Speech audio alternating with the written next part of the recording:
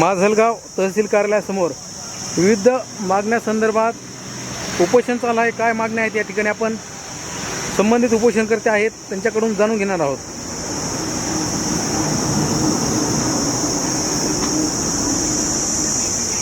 नाव सांगा तुमचं। रमेश पवार।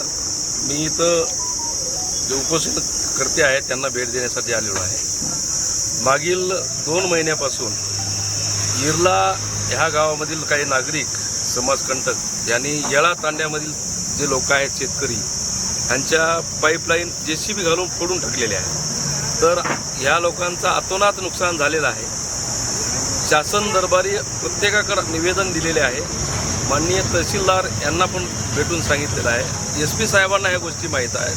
संबंधित ह्या दोन्ही मतदारसंघाचे आमदार यांना पण ह्या गोष्टी माहीत आहेत। केवळ हे बंजारा समाजाचे लोक आहेत म्हणून जाणीवपूर्वक हे लोक जर लक्ष देत नसतील तर माननीय पालकमंत्री महोदय माननीय सुनेत्राताई यांना आपल्या माध्यमातून आम्ही सांगू इच्छितो, या बीड जिल्ह्यामध्ये किती दिवस अशा प्रकारे नुकसान करून याला जातीवादी वळण लावायचं आहे। केवळ बंजारा समाजाचे आहेत म्हणूनच या लोकांना न्याय द्यायचा नाही का, असा आमचा हा प्रश्न आहे। मी शासन प्रशासनाला सांगू इच्छितो की जर आपल्याला सांगून पण आम्ही संवेदनशीलरित्या संविधानिक पद्धतीनं आम्ही मागणी करत आहोत, उद्या जर कायदा सुव्यवस्थेचा प्रश्न निर्माण झाला तर याला सर्वस्वी हा बीड जिल्ह्यामधला प्रशासन जिम्मेदार आहे। कुठेतरी बीड आणि माजलगावमध्ये जातीय वादाचा भडका होतोय आणि लोकप्रतिनिधीमध्ये हस्तक्षेप करत नाहीत, तो प्रकार मिटवत नाहीत असं आपल्याला वाटतं का? आम्हाला आता आमची ही भावना झालेली आहे की ह्या लोकप्रतिनिधींना हे पेटवतच ठेवायचं आहे का?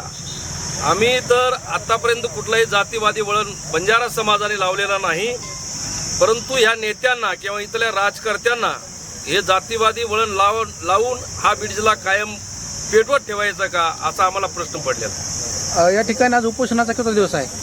आज 5वा दिवस आहे उपोषणाचा। बरं, काय प्रशासनाने काय दखल घेतली? प्रशासनाने कुठलीही दखल घेतली नाही।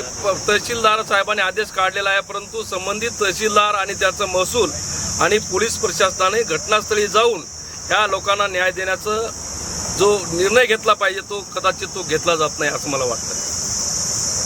या ठिकाणी अजूनही भरपूर या ठिकाणी उपोषणकर्ते आहेत, त्यांच्या प्रतिक्रिया आपण जाणून घेत आहोत। कोण बोलणार?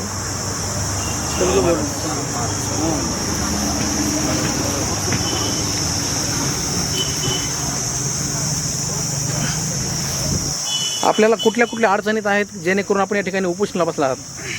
सर, या ठिकाणी काय आहे बरं का, जवळपास 1 महिना झालेला आहे। आमच्या तांड्याकडे जे काही पाण्याचा स्रोत आहे, शेतीसाठीचं पाणी म्हणा किंवा पिण्यासाठीचं जे काही पाणी म्हणा, ते पूर्ण 1 महिन्यापासून बंद आहे सर।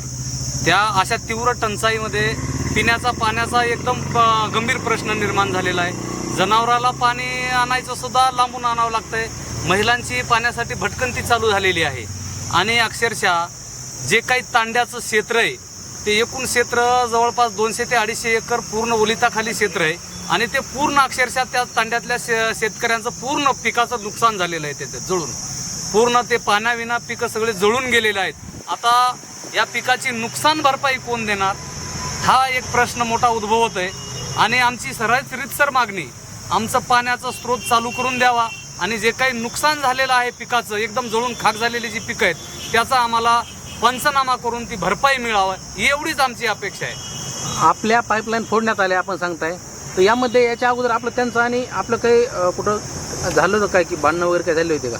सर, या ठिकाणी 2002 मध्ये आम्ही पाईपलाईन केलेल्या आहेत। 2002 पासून रीतसर आम्ही आमच्या शेतीला पाणी देतो। पाईपलाईनच्या संदर्भात कुठलीही एकही तक्रार किंवा भांडणं आमचे झालेले नाहीत। मंडळाधिकाऱ्याचा पंचनामा आहे, त्या मंडळाधिकाऱ्याच्या पंचनाम्यामध्ये जे काही लिकेज असतंय ते लिकेज आम्ही काढलेलं आहे। लिकेज काढल्याच्या नंतर पाणी पाईपलाईन आमच्या 5 इंचीच्या 3 पाईपलाईनी फोडलेल्या आहेत आणि त्याच्यानंतर बाकीच्या तांड्याकडे जे जाणारे आहेत पाईपलाईनी, तांड्यामध्ये गावामध्ये मीटिंग घेणं आणि बाकीचा पाईपलाईन फोडण्यासाठी फंड जमा करणं आणि सामूहिकरित्या 100-150 लोकांचं त्या ठिकाणी मॉब जमा करणं आणि JCBच्या माध्यमातून 3 जाग्यावर चर मारून फक्त तांड्यावाल्याच्याच पाईपलाईनी फोडणं हे योग्य नाही। म्हणून आम्ही विनंत्या करतो, त्या गावात जाऊन विनंत्या केल्या, लोकप्रतिनिधीकडे विनंत्या केल्या, जरांगे दादा पाटलाकडे जाऊन सुद्धा विनंती केली. अद्याप आमचा प्रश्न सुटलेला नाही. आमची एवढीच विनंती की या प्रकरणात प्रशासनानं दखल घ्यावं, लोकप्रतिनिधीने दखल घ्यावं आणि आमचा हा प्रश्न याला जातीय स्वरूप न आणता चांगल्या पद्धतीनं हाताळावा आणि हा आमच्यावरचा होणारा अन्याय दूर करावा.